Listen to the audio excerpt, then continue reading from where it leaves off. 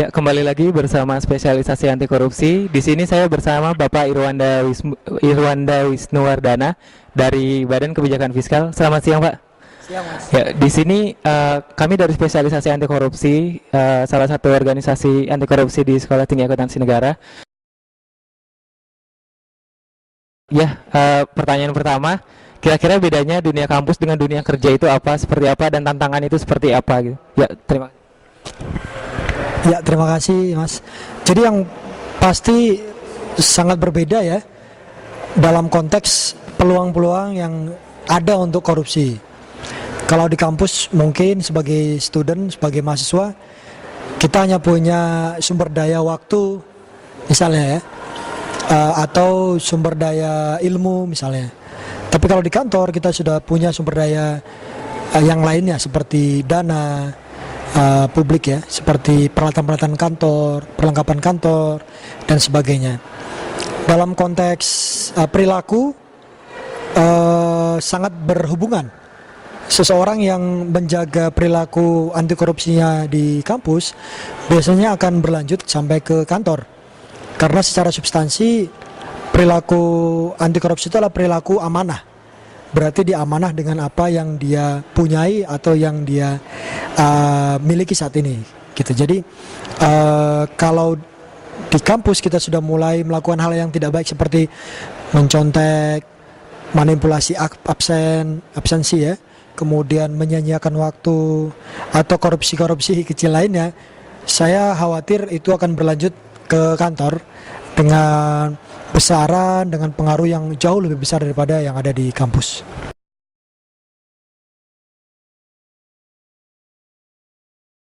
Terus yang kedua, pertanyaan yang kedua yaitu ada nggak sih, kalau Bapak kan di BKF ya, Badan Kebijakan Fiskal, ada nggak sih nilai-nilai anti korupsi yang ditanamkan di Badan Kebijakan Fiskal itu sendiri?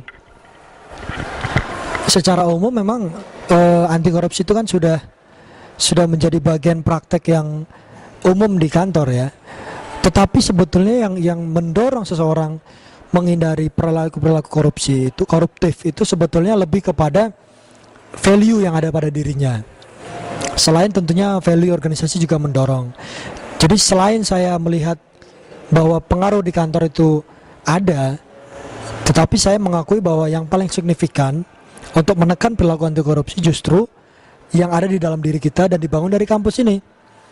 Jadi dengan value pribadi yang sejak awal kita bangun, kita jujur, kita amanah, kita tidak berkhianat kepada pekerjaan kita, kita coba profesional, coba melihat kepentingan umum jauh di atas kepentingan pribadi maupun golongan tertentu.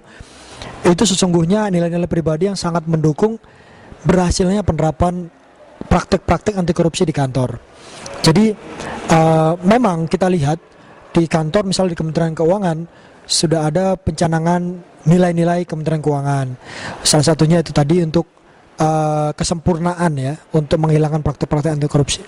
Tapi pada prinsipnya tetap nilai-nilai yang telah ada pada diri kita sebelumnya, itu yang saya kira menjadi faktor determinasi yang sangat kuat, sangat mendasar untuk mendorong praktek-praktek anti korupsi tadi tidak dilakukan.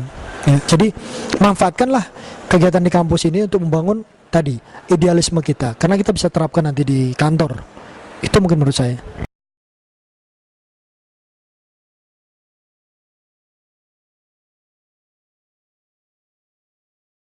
Jadi intinya walaupun di Kementerian Keuangan sudah ada nilai-nilai Kementerian Keuangan, jadi yang lebih penting, yang lebih faktor utama untuk anti korupsi itu ada dalam diri kita pribadi, Pak ya.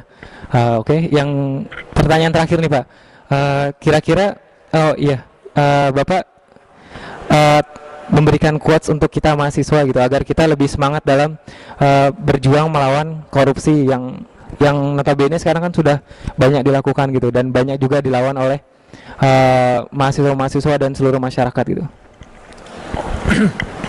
Ya mungkin satu hal ya, hindari korupsi walaupun ada kesempatan. Itu mungkin hal yang saya pegang, karena ya banyak orang yang teriak-teriak anti korupsi, tapi ketika diberikan kesempatan untuk itu dia melakukannya. Jadi yang paling penting adalah menjaga perilaku ini embedded, menempel kuat menyatu dalam diri kita, nafas kita, pikiran kita, idealisme kita, sampai di depan mata kita pun ada peluang untuk korupsi, kita bersedia atau tidak mengambil kesempatan tersebut. Itu mungkin ya yang bisa kita terapkan. Karena kalau membuat korupsi itu 100% tidak ada, itu tidak mungkin, itu mustahil. Karena saya katakan sistem yang ada di kantor pun sering sekali tidak mendukung kita untuk betul-betul melakukan praktek-praktek yang transparan, karena tidak sempurna gitu. Tapi sepanjang kita tadi berniat menghindari korupsi, saya kira itu sudah sangat maju hal-hal yang bisa kita kerjakan ke depan. Jadi betul-betul berhati-hati untuk melakukan praktek-praktek korupsi. Ya, itu Mas. Oke, jadi intinya tingkatkan integritas untuk walaupun ada kesempatan bagi kita untuk korupsi, kita tetap menjaga idealisme kita untuk tidak korupsi, Pak ya. Oke,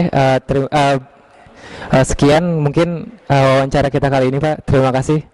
Semoga kita bersama dapat menanamkan nilai-nilai anti korupsi baik di kampus maupun di kantor kelak nanti. Terima kasih, Pak. Wassalamualaikum warahmatullahi wabarakatuh. Terima kasih, Pak.